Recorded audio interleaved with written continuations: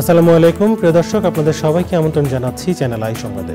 এখনকার এই পুরো সংবাদ আয়োজন জুড়ে আপনাদের সাথে আছে আমি হাসিব মার্জান। আর বিস্তারিত সংবাদের শুরুতেই জানিয়ে দিচ্ছি সুপার ফ্রেশ ফর্টিফাইড সয়াবিন তেল সংবাদ শিরোনামগুলো। রাজধানী সহ সারা দেশে 2 মাসের জন্য সেনাবাহিনীকে বিশেষ নির্বাহী ম্যাজিস্ট্রেটের ক্ষমতা দিয়েছে সরকার, জনপ্রশাসন মন্ত্রণালয়ের প্রজ্ঞাপন। মাফিয়া চক্রের প্রধান দেশ ছেড়ে পালালেও ষড়যন্ত্র চলছে বললেন তারেক রহমান। সংস্কারের হাত ধরেই বাংলাদেশে নির্বাচনী রোডম্যাপে পৌঁছাবে মন্তব্য। চলতি সপ্তাহে শুরু হচ্ছে জুলাই শহীদ স্মৃতি ফাউন্ডেশনের আর্থিক সহায়তা প্রদান কার্যক্রম। অনুদান দিতে সবার প্রতি আহ্বান।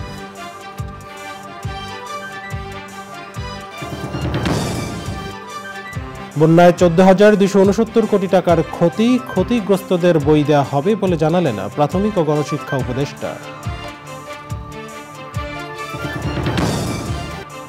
এবং সবুজে সাজাই বাংলাদেশ স্লোগানে দিনাজপুরে প্রকৃত জীবন ক্লাবের বৃক্ষরোপণ। সঠিক পরিচর্যায় বৃষ্টিযন্ত্রের তাগিদ।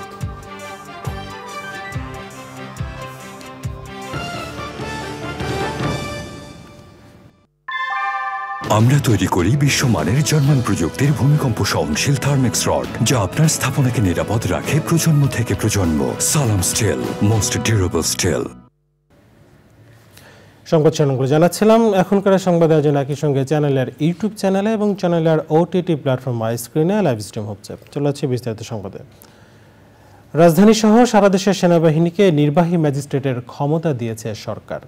আগামী 2 মাসের জন্য তাদেরকে এই ক্ষমতা দেওয়া হয়েছে। এ বিষয়ে জনপ্রশাসন মন্ত্রণালয় থেকে প্রজ্ঞাপন জারি করা হয়েছে। সারা দেশেই তারা এই ক্ষমতা প্রয়োগ করতে পারবে। সেনা কর্মকর্তারা ফৌজদারি কার্যবিধি এবং মোবাইল কোর্ট আইনের বিধান অনুযায়ী নির্বাহী আদালতে বিচারকের দায়িত্ব পালন করবেন। আইন অনুযায়ী সেনাবাহিনীর প্রাথমিক দায়িত্ব থাকবে আইন শৃঙ্খলা রক্ষা করা, অপরাধ প্রতিরোধ, দ্রুত বিচারিক কার্যক্রম পরিচালনা, নির্বাচনী দায়িত্ব পালন, পরীক্ষা সংক্রান্ত দায়িত্ব পালন, উচ্ছেদ কার্যক্রম পরিচালনা, প্রোটোকল ব্যবস্থাপনা এবং পরিস্থিতি অনুযায়ী প্রয়োজনীয় ব্যবস্থা নেওয়ার মাধ্যমে সব ক্ষেত্রে সুশাসন প্রতিষ্ঠা করতে কাজ করবে। এই ক্ষমতা বলে সেনা কর্মকর্তারা সমন জারি, গ্রেপ্তারি পরোয়ানা, তল্লাশি পরোয়ানা, অভিযুক্তের সম্পত্তি ক্রোক, মামলার তদন্ত এবং বিচার প্রক্রিয়া শেষ করতে পারবেন। বিএনপির ভারপ্রাপ্ত চেয়ারম্যান তারেক রহমান বলেছেন, অন্তর্বর্তী সরকারকে কোনোভাবেই ব্যর্থ হতে দেওয়া যাবে না। তবে এই সরকার নিজেরাই যেন ব্যর্থ না হয় সেটাও খেয়াল রাখতে হবে। রাজধানীর নয়াপল্টনের সমাবেশে ভার্চুয়ালি যুক্ত হয়ে তারেক রহমান বলেন, প্রয়োজন মনে করলে নতুন রাজনৈতিক দল গঠন হতে পারে, তবে চূড়ান্ত সিদ্ধান্ত নেবে জনগণ। বলেছেন, গণতন্ত্রের পথে বাংলাদেশের পক্ষের শক্তিকে আরও পথ পাড়ি দিতে হবে। তিনি আশা প্রকাশ করেছেন, সংস্কারের হাত ধরেই বাংলাদেশ নির্বাচনী রোডম্যাপে পৌঁছাবে। রিপোর্ট করছেন রাহুল রায়। আন্তর্জাতিক গণতন্ত্র দিবস উপলক্ষে 15 সেপ্টেম্বর এই সমাবেশ হওয়ার কথা ছিল। দুর্যোগপূর্ণ আবহাওয়ার কারণে সেদিন সমাবেশ হয়নি। মঙ্গলবার সময় মতো বেলা 2:30টায় সমাবেশ শুরু হয়। তবে তার আগে থেকেই সমাবেশ স্থলে নেতাকর্মীরা আসতে থাকেন। শুরুর দিকে দলের অঙ্গ ও সহযোগী সংগঠনের নেতারা বক্তব্য রাখেন। সিনিয়র নেতাদের পর বক্তব্য রাখেন সমাবেশের সভাপতি বিএনপি মহাসচিব মির্জা ফখরুল ইসলাম আলমগীর। অন্য সমাবেশগুলোর মতো এই সমাবেশেও ভার্চুয়ালি যুক্ত হন দলের ভারপ্রাপ্ত চেয়ারম্যান তারেক রহমান। প্রধান অতিথির বক্তব্যে অন্তর্বর্তী সরকার সংস্কার সহ বিভিন্ন ইস্যু উঠে আসে। এই সরকারের ব্যর্থতা আমাদের সকলের ব্যর্থতা, বাংলাদেশের পক্ষের গণতান্ত্রিকামী জনগণের ব্যর্থতা। সুতরাং এই অন্তর্বর্তীকালীন সরকারকে কোনোভাবেই ব্যর্থ হতে দেওয়া যাবে না। দেশে বিদেশে থেকে নানা রকমের উস্কানিতেও জনগণ অন্তর্বর্তীকালীন সরকারকে ব্যর্থ হতে দেবে না। তবে অন্তর্বর্তীকালীন সরকার যাতে নিজেরাই নিজেদের ব্যর্থতার কারণ না হয়ে দাঁড়ায় সে ব্যাপারে তাদেরকেও সতর্ক থাকতে হবে। কেউ যদি মনে করেন একটি উন্নত এবং নিরাপদ বাংলাদেশের জন্য আরো নতুন রাজনৈতিক দলের প্রয়োজন রয়েছে, তাতেও দোষের কিছু নেই। কারণ শেষ পর্যন্ত জনগণই চূড়ান্ত সিদ্ধান্ত নেবে। গণতন্ত্র আর বিএনপি অঙ্গাঙ্গিভাবে জড়িত উল্লেখ করে বিএনপির ভারপ্রাপ্ত চেয়ারম্যান বলেছেন, গণতন্ত্রের জন্য আরও পথ পাড়ি দিতে হবে। জনগণের কাঙ্ক্ষিত বৈষম্যহীন বাংলাদেশ গড়ার এই যাত্রা পথে বাংলাদেশের পক্ষের শক্তিকে আরো কিছু পথ পাড়ি দিতে হবে। তবে সেই পথ অবশ্যই নয় সন্ত্রাস, সংঘর্ষ, প্রতিশোধ কিংবা প্রতিহিংসার, বরং সেই পথ হবে ধৈর্য, সহনশীলতা এবং সমঝোতা। তারেক রহমান আশা প্রকাশ করেছেন, সংস্কারের পরই নির্বাচনের দিকে হাঁটবে বাংলাদেশ।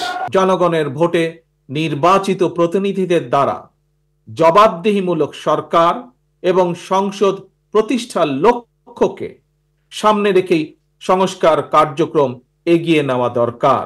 সংস্কার কার্যক্রমের পথ ধরে নির্বাচনী রোড ম্যাপে উঠবে আমাদের প্রিয় বাংলাদেশ। রাহুল রায়, চ্যানেল আই, ঢাকা। বিএনপি নেতারা বলেছেন, প্রয়োজনীয় সংস্কারের জন্য অন্তর্বর্তী সরকারকে সময় দেওয়া হবে, তবে তা অনন্তকালের জন্য নয়। নয়াপল্টনে গণসমাবেশে নেতারা বলেছেন, ছাত্র জনতার অভ্যুত্থানের মধ্য দিয়ে গণতন্ত্রের যে বিজয় অর্জিত হয়েছে তার পূর্ণতা পাবে জনগণের সরকার প্রতিষ্ঠার মাধ্যমেই। রাজনীতিতে তৃতীয় শক্তির প্রয়োজন, একজন উপদেষ্টার এমন বক্তব্যের ব্যাখ্যাও দাবি করেন বিএনপি নেতারা। আরও জানাচ্ছেন আক্তার হোসেন। আন্তর্জাতিক গণতন্ত্র দিবস উপলক্ষে বিএনপির গণসমাবেশ পরিণত গণজোয়ারে। সভায় অংশ নিয়ে বিএনপি নেতারা বলেন, রাষ্ট্র সংস্কারে অন্তর্বর্তী সরকার নানা উদ্যোগের কথা বললেও জনগণের ভোটাধিকার ফিরিয়ে দিতে যে সংস্কার প্রয়োজন সেটা সবার আগে জরুরি। সুষ্ঠু ভোট আয়োজনের জন্য পদক্ষেপ নিতে সরকারের কাছে আহ্বান জানান নেতারা। আজকে আমাদের বুঝতে হবে যে অন্তর্বর্তীকালীন সরকার এখানে এসেছে, জনগণ, ছাত্র জনতা তাদের যে মূল যে ম্যান্ডেট সেটা স্পষ্ট ভাষায় উল্লেখ করতে হবে। এই সরকার নানা সংস্কারের কথা বলেন, আমরা বলতে চাই যে একটি সুষ্ঠু নিরপেক্ষ নির্বাচন দেওয়ার জন্য যে সংস্কার প্রয়োজন সেটা হচ্ছে সবচেয়ে বেশি জরুরি এবং প্রয়োজন। বিএনপি মহাসচিব সবাইকে সতর্ক করে বলেছেন, ছাত্র জনতার গণ অভ্যুত্থানের মধ্য দিয়ে গণতান্ত্রিক রাষ্ট্র নির্মাণের যে সুযোগ এসেছে, হেলায় যেন সেই সুযোগ নষ্ট না হয়ে যায়। আমরা একটা সুযোগ পেয়েছি গণতান্ত্রিক রাষ্ট্র প্রতিষ্ঠা করবার, এই কথাটা আমাদের মনে রাখতে হবে। আমরা সেই সুযোগ দিনে হারাই না হারাই। এখনো আমাদের মধ্যে, সরকারের মধ্যে সেই ফ্যাসিস্ট সরকারের অনেক প্রতারণা অবস্থান করছে। তারা সমস্ত যে প্রচেষ্টা আমাদের গণতন্ত্রে ফিরে দেওয়ার, সেই বাংলাদেশকে ফ্যাসিস্ট মুক্ত করবার, সেটাকে নস্যাৎ করবার জন্য তারা এখনো বসে আছে। বহু ত্যাগের বিনিময়ে অর্জিত গণতন্ত্রকে আবারও কেউ যদি লুট করে নিতে চায় বা বিপথে নিতে চায়, সবাইকে রুখে দাঁড়াতে বলেন মির্জা ফখরুল। Akhtar Hossain, channel I, Dhaka.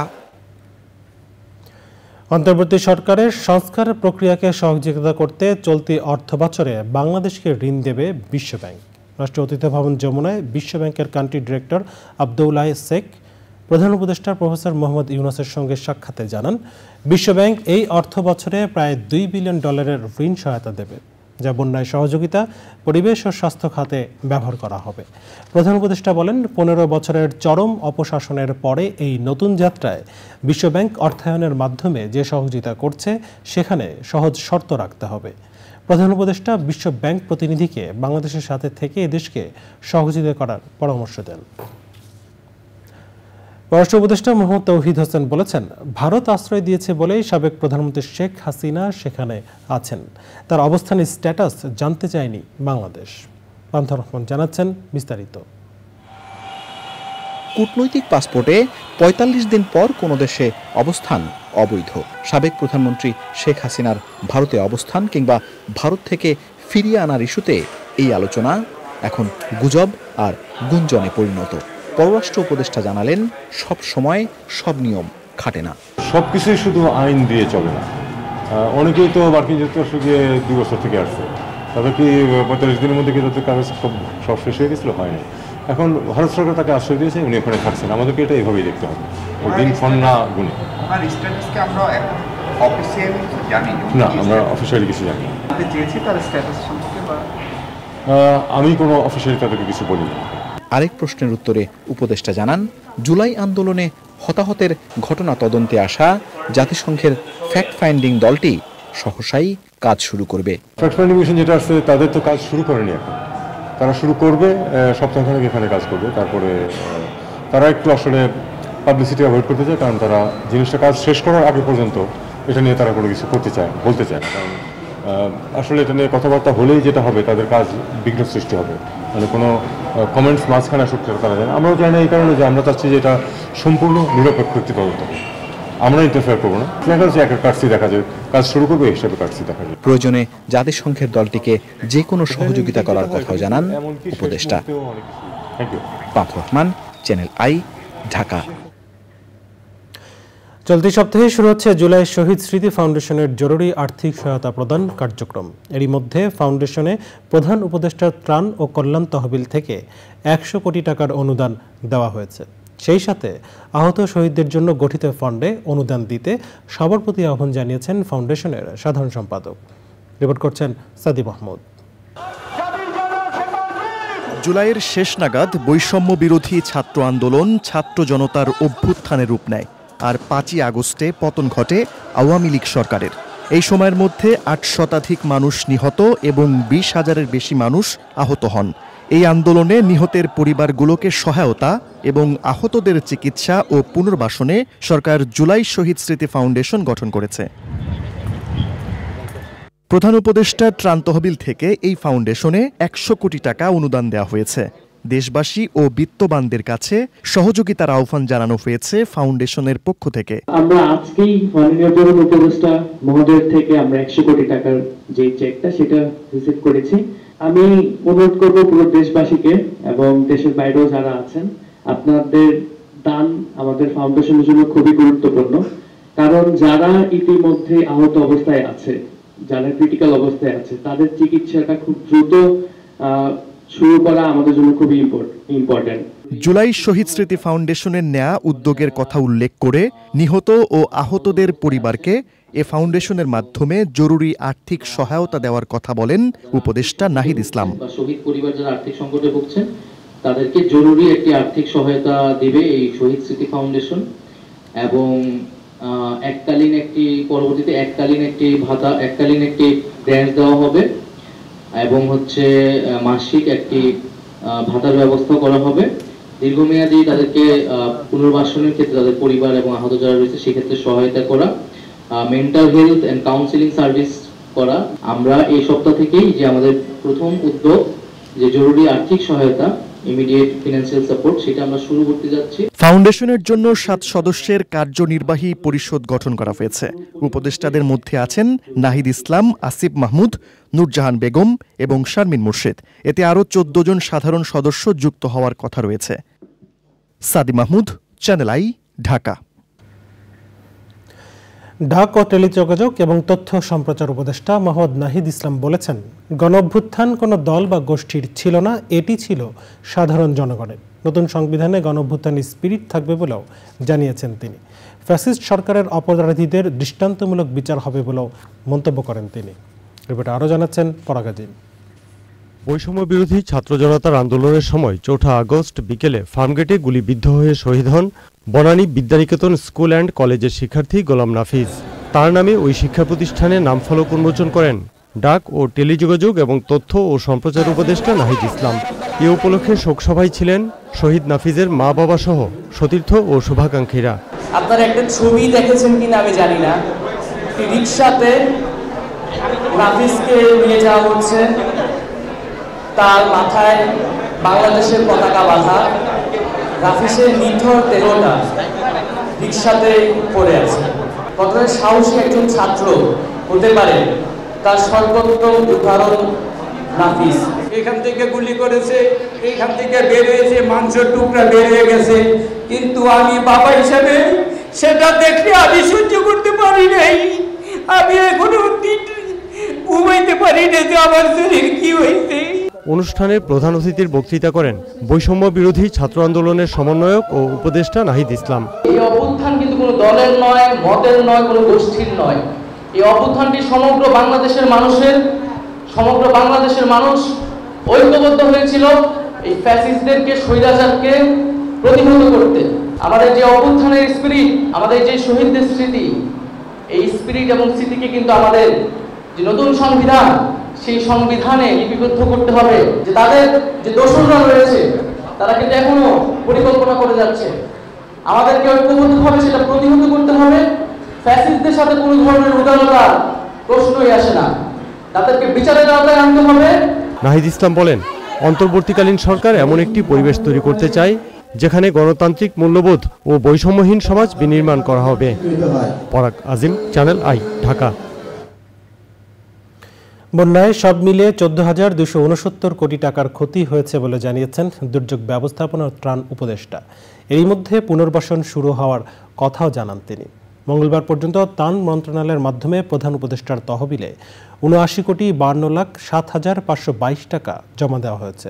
এক সপ্তাহের মধ্যেই ক্ষতিগ্রস্তদের বই দেওয়া হবে বলে জানান প্রাথমিক ও গণশিক্ষা উপদেষ্টা। বিস্তারিত জানাচ্ছেন রফিকুল বাশার।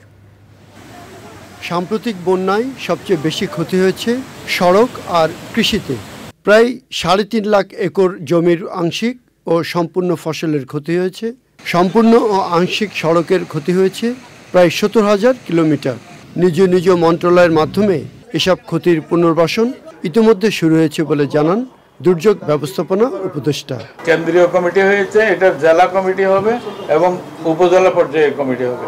এরা সম্পূর্ণ বিষয়টি, পুনর্বাসন প্রক্রিয়াটি তারা মনিটরও করবেন এবং তারা উদ্যোগ আয়োজনগুলো সম্পন্নও করবে। পুনর্বাসন প্রক্রিয়াটা হবে সেটা যেন সাস্টেনেবল হয়, এটা যেন টেকসই হয়, জবাবদিহিতামূলক যেন হয়।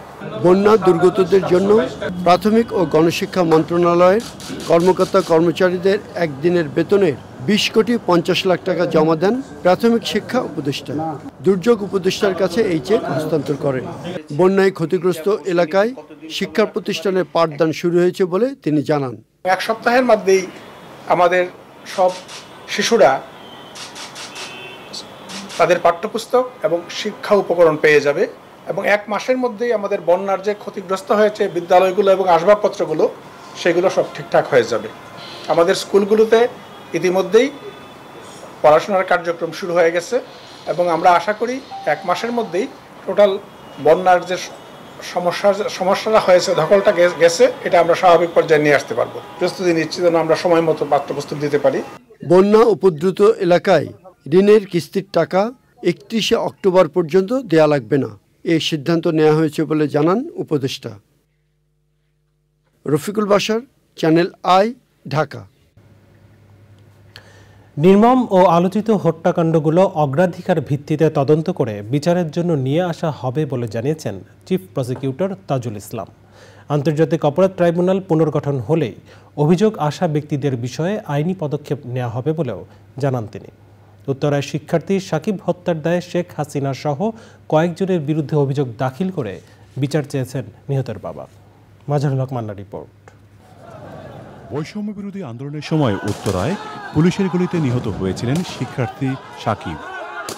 তার মরদেহ বাড়িতে নেওয়ার সময় পুলিশের নির্মমতা আর আক্রমণের শিকার হতে হয়েছে স্বজনদের।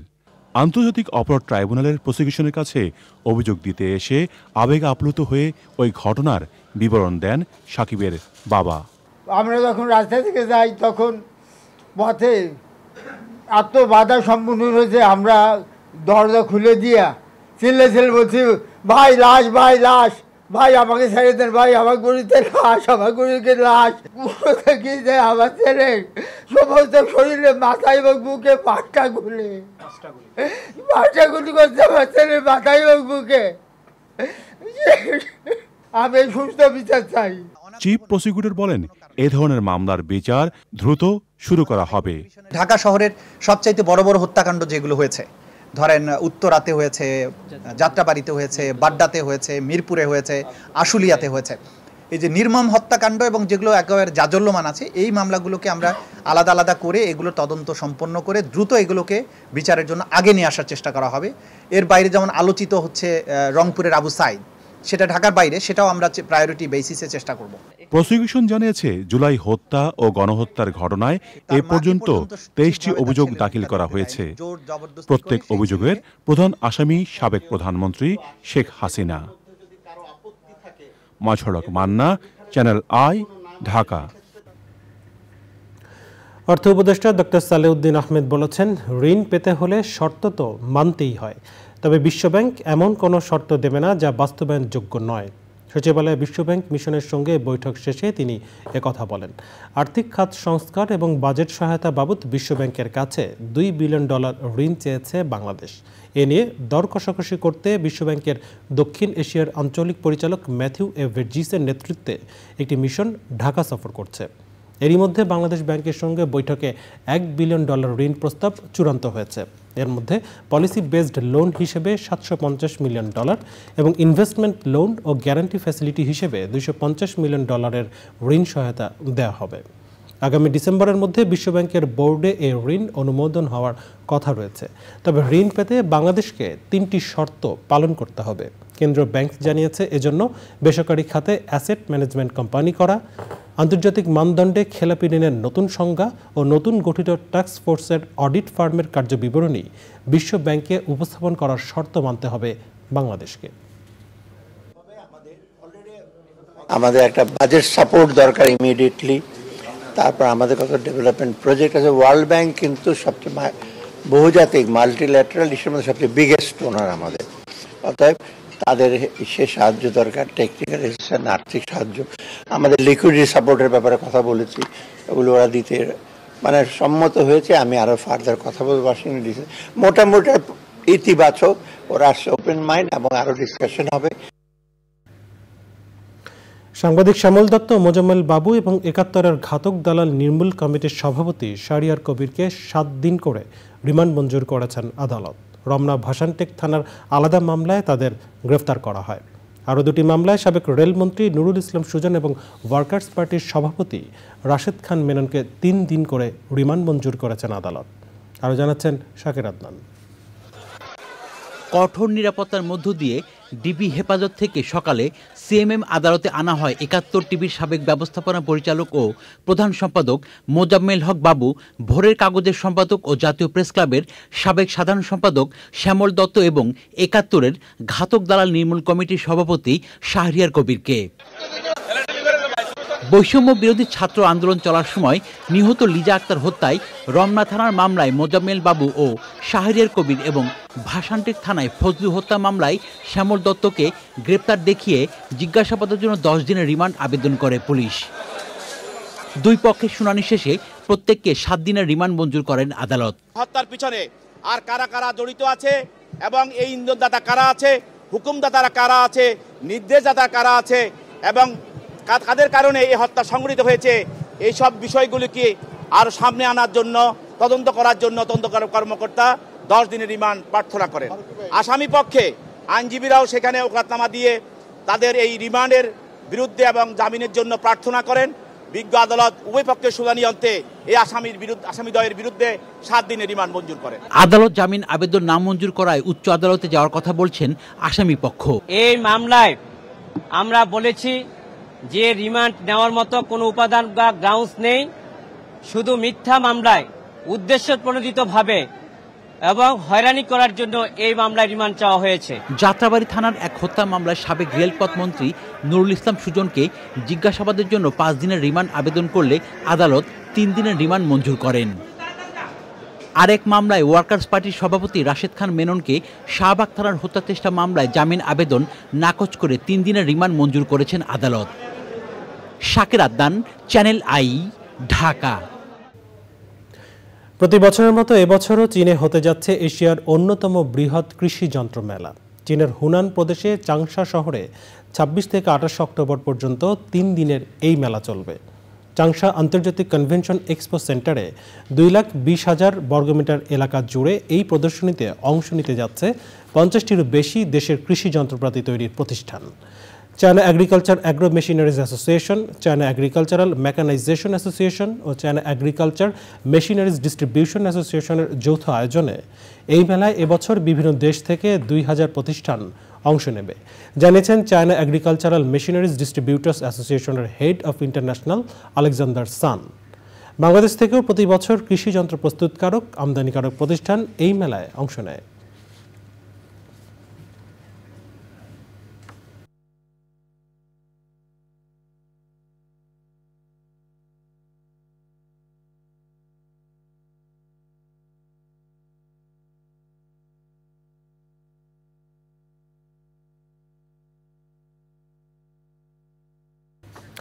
সবুজে সাজাই বাংলাদেশ স্লোগানে দিনাজপুরে বৃক্ষরোপণ ও শিক্ষার্থীদের মাঝে চারা বিতরণ করেছে প্রকৃত জীবন ক্লাব।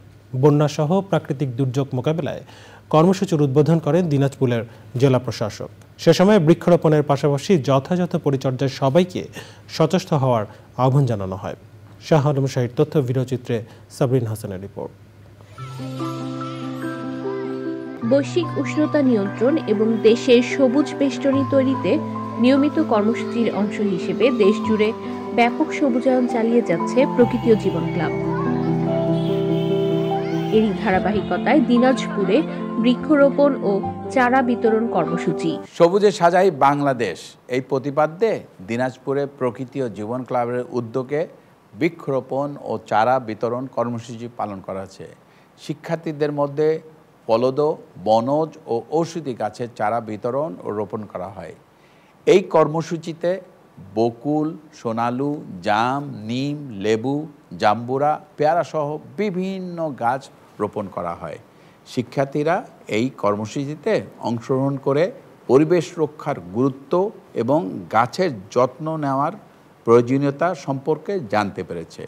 এই কর্মসূচির মাধ্যমে সবুজায়ন বৃদ্ধি পাবে এবং পরিবেশের ভারসাম্য রক্ষায় গুরুত্বপূর্ণ ভূমিকা পালন করবে। সুতরাং আসুন আমরা সবাই একসাথে এই বাংলাদেশটাকে সবুজে সাজিয়ে ফেলি। বৃক্ষরোপণের পাশাপাশি হাজারো শিক্ষার্থীর হাতে তুলে দেওয়া হয় ফলদ ও ঔষধি গাছের চারা। প্রাণ প্রকৃতি রক্ষা ও ভবিষ্যতের বাসযোগ্য পৃথিবী বিনির্মাণে নতুন প্রজন্মের কার্যকর অংশগ্রহণে গতিশীলতা আসবে সবুজায়নে। সব স্তরের লোকজন যদি আমরা একত্রিত হয়ে বৃক্ষরোপণ কার্যক্রমকে সম্পৃক্ত হতে পারি তাহলে ইনশাআল্লাহ আমাদের দেশে সুসংগঠিত হবে। বাস্তুতন্ত্রের ভারসাম্য রক্ষায় প্রকৃতি ও জীবন ক্লাবের উদ্যোগের প্রশংসা বিশিষ্টজনদের। ছোট্ট ছোট্ট বাচ্চারা যদি নিজেদের মাঝে উপলব্ধি করে একটি করে গাছ লাগায় তাহলে আগামী দিনে তাদেরই এই বাসস্থান, তাদেরই পরিবেশ তারা আরো বেশি সুন্দর করতে পারবে। বৃক্ষরোপণ অভিযান, এই বৃক্ষরোপণ কর্মসূচি বাচ্চাদের মাঝে যে চ্যানেলে প্রকৃতি জীবন ক্লাব নিয়ে এসেছে, বাচ্চাদেরকে যে সুন্দর শিক্ষা দিচ্ছে বৃক্ষরোপণ অভিযান সম্পর্কে, এটি খুবই একটি ভালো উদ্যোগ। প্রাথমিক বিদ্যালয়ের ছাত্রছাত্রীরা ভবিষ্যতে বড় হয়ে এই দেশের নেতৃত্ব দিবে এবং এই গাছগুলো তাদের দিয়ে রোপণ করা হচ্ছে। এই গাছগুলো বড় হয়ে এদের সেটা সম্পদে পরিণত হবে। বৃক্ষরোপণ কর্মসূচি আয়োজন করা হয়েছে। আমার জেলা প্রশাসনের পক্ষ থেকে আমি চ্যানেল আই পরিবারকে আন্তরিক ধন্যবাদ জানাচ্ছি। তাদের এই মহৎ উদ্যোগ সারা বাংলায় ছড়িয়ে পড়বে এবং এই উদ্যোগ 64টা জেলায় তারা করবে, এটা আশা রাখছি। পরিবর্তনের জন্য শুধু বৃক্ষরোপণ আর পরিচর্যাই নয়, দরকার পরিবেশ বান্ধব প্রযুক্তির ব্যবহার ও সার্বিক সচেতনতা। Sabrina Hasan, channel I. এবার আই স্পোর্টস।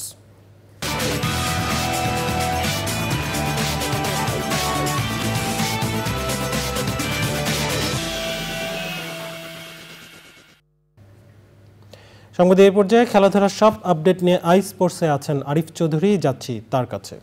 আসিফ, ধন্যবাদ আপনাকে। দর্শক স্বাগত জানাই আজকের আই স্পোর্টসে। আর আয়োজনের শুরুতেই বাংলাদেশ ভারত। আরিফ, আপনাকে ধন্যবাদ। আই স্পোর্টসে খেলাধুলার সব আপডেট জানছিলাম আরিফ চৌধুরীর কাছে। ওজোন স্তর রক্ষায় পরিবেশ বান্ধব প্রযুক্তির ফ্রিজ, এসি এবং নন সিএফসি ইনহেলার ব্যবহারের আহ্বান জানিয়েছেন পরিবেশ, বন ও জলবায়ু পরিবর্তন মন্ত্রণালয়ের উপদেষ্টা সৈয়দা রিজওয়ানা হাসান। বিশ্ব ওজোন দিবস উপলক্ষে শাহবাগ থেকে কেন্দ্রীয় শহীদ মিনার পর্যন্ত শোভাযাত্রা শেষে সেমিনারে যোগ দিয়ে একথা বলেন তিনি।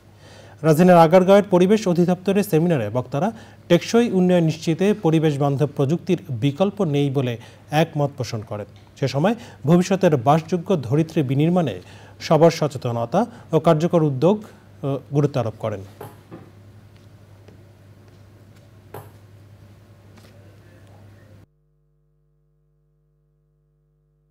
যেগুলো করি সেগুলোর পরিণামটা আমরা ঠিক মতন চিন্তা করি না।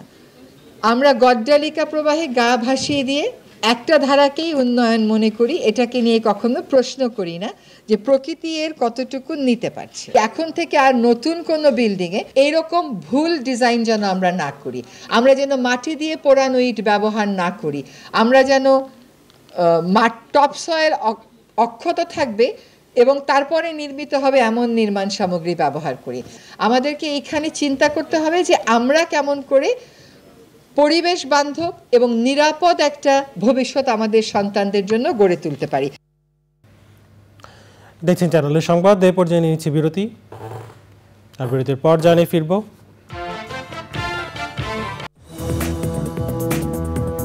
বিরতির পর আবার আমন্ত্রণ চ্যানেল আই সংবাদে। বরেণ্য নাট্যকার ও সাংস্কৃতিক ব্যক্তিত্ব মামুনুর রশিদের সহধর্মিনী বাংলা নাটকের নিঃশব্দ পথচারী গহর আরা মামুন মঙ্গলবার সন্ধ্যা 7:30টায় ধানমন্ডিতে বাংলাদেশ মেডিকেল কলেজ হাসপাতালে চিকিৎসাধীন অবস্থায় মারা যান। ইন্না লিল্লাহি ওয়া ইন্না ইলাইহি রাজিউন। তার নামাজে জানাজা বুধবার বাদ জোহর ধানমন্ডির তাকওয়া মসজিদে অনুষ্ঠিত হবে। জানাজা শেষে তাকে মিরপুর বুদ্ধিজীবী কবরস্থানে দাফন করা হবে।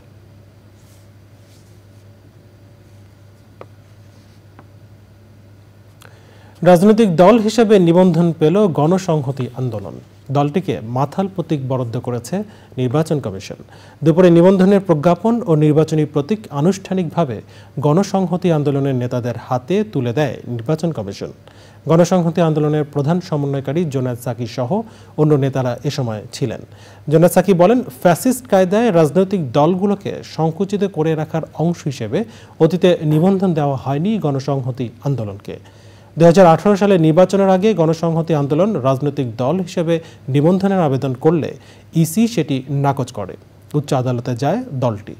পরে উচ্চ আদালত গণসংহতি আন্দোলনকে নিবন্ধন দেওয়ার আদেশ দিলে সেটির বিরুদ্ধে আপিল করে নির্বাচন কমিশন। সম্প্রতি নিজেদের আপিল প্রত্যাহার করে ইসি।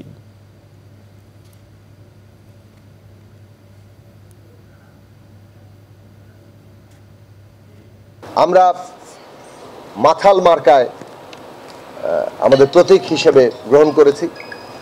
প্রতীক বিষয়েও আমাদের একটা অবস্থান ছিল যে প্রতীক যেভাবে নির্দিষ্ট করা হয়েছে এই নির্বাচন কমিশনের আইনের মধ্যে, তার মধ্যে আমাদেরকে বাছাই করতে হয়েছে। আমরা মনে করি এইসব আইনগুলো পরিবর্তন করা দরকার, পুরো নিবন্ধন বিধিমালায় পরিবর্তন করা দরকার। হঠাৎ করে এনআইডিটাকে যদি আপনার অন্য কোনো নির্বাহী সংস্থার অধীনে নিয়ে যান, সেই ক্ষেত্রে ভোটার তালিকার বিশ্বস্ততা নিয়ে এবং আপনার এনআইডি সেবা নিয়ে হয়তো প্রশ্ন উঠতে পারে। আর সবচেয়ে বড় কথা হলো এটা নিয়ে ব্যাপক আলোচনা হয়নি। এবারে রয়েছে নিটল টাটা আন্তর্জাতিক সংবাদ।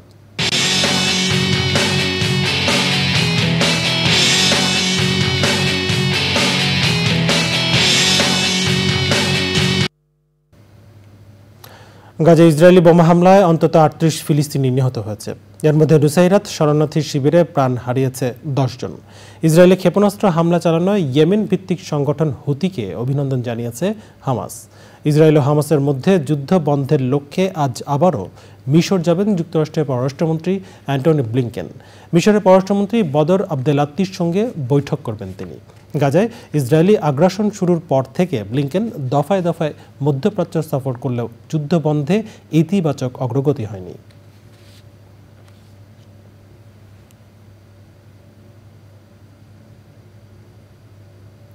আইস্ক্রিন সাংস্কৃতিক সংবাদ।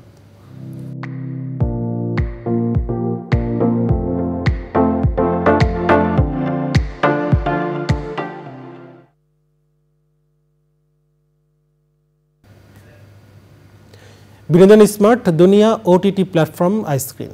এই প্ল্যাটফর্মে শিগগিরই আসছে মঞ্চনাটক তীর্থযাত্রী। নাটকটির গল্প গড়ে উঠেছে যুদ্ধ শেষে অবসন্ন 3 সৈনিককে ঘিরে। হুমায়ুন কবির এর গল্পে নাটকটি পরিচালনা করেছেন তৌকির আহমেদ। 20 সেপ্টেম্বর থেকে নাট্যকেন্দ্র নাট্যদল এর পরিবেশনায় তীর্থযাত্রী মঞ্চনাটকটি আইস্ক্রিনে উপভোগ করতে পারবেন দর্শক।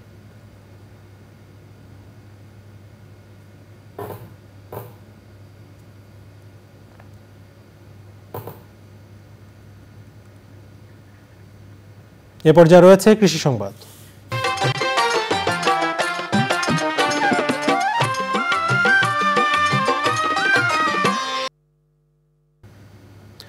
পাহাড়ি জেলা বান্দরবানে বাড়ছে ড্রাগন ফলের আবাদ। পাহাড়ের আবহাওয়া ও মাটি ড্রাগন চাষের উপযোগী হওয়ায় বাণিজ্যিকভাবে শুরু হয়েছে ড্রাগন ফলের চাষ।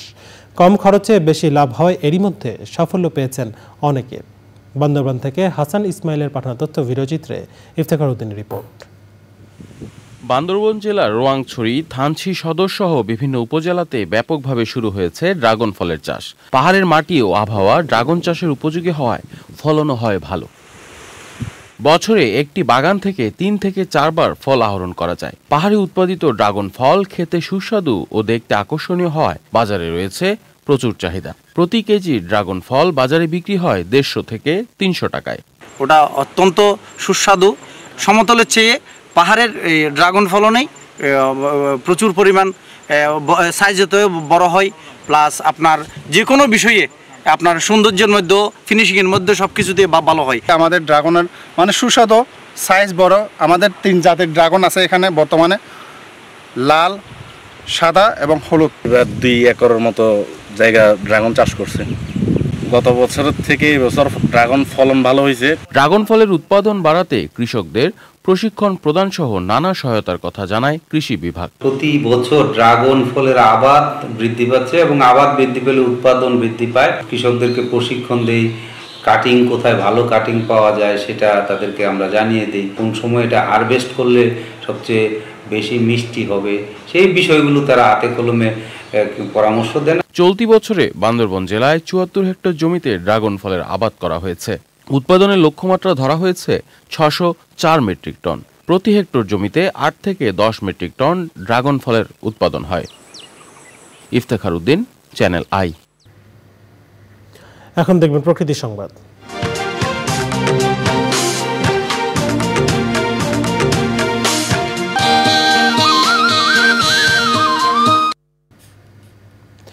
এবার যমুনা নদীর করাল গ্রাসে সিরাজগঞ্জের কাজীপুর। তীব্র ভাঙনে ধস দেখা দিয়েছে মেঘাই এলাকার নদীর ডান তীর রক্ষা বাঁধে।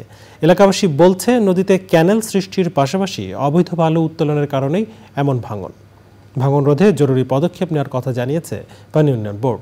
ফেরদৌস আবিনের তথ্য ভিডিওচিত্রে মোশাহিদ রানীর রিপোর্ট।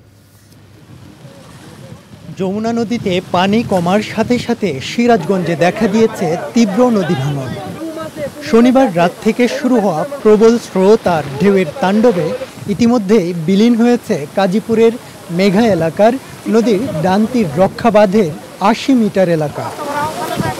পানি উন্নয়ন বোর্ডের উদ্যোগ ও সেনাবাহিনীর সহায়তায় বালু ভর্তি জিও ব্যাগ ফেলে অস্থায়ীভাবে ভাঙন রোধ করা হলেও অবৈধ বালু উত্তোলনে ভাঙন ঝুঁকিতে বাঁধের পশ্চিম পাড়ের কয়েকশত পরিবার, স্কুল, মাদ্রাসা, থানা ও খাদ্য গোদাম সহ বিভিন্ন স্থাপনা। শুধু আজকে না, কালকে না, এটা প্রত্যেক বছরে আমাদের এরকম সমস্যা হয়। যখনই পানি একটু বেশি হয় তখন বাঁধ নিয়ে আমরা অনেক আতঙ্কে থাকি। পানি উন্নয়ন বোর্ড, সেনাবাহিনীরা এসে কাজবাজ মোটামুটি করতেছে। আরও না করলে পারে এই নতুন মেঘায়, পুরান মেঘায়, পলাশপুর, বড়ইতলি এগুলা গ্রামগুলা ভেঙে যাবে। সংকট নিরসনে স্থায়ী বেড়িবাঁধ নির্মাণের দাবি স্থানীয়দের।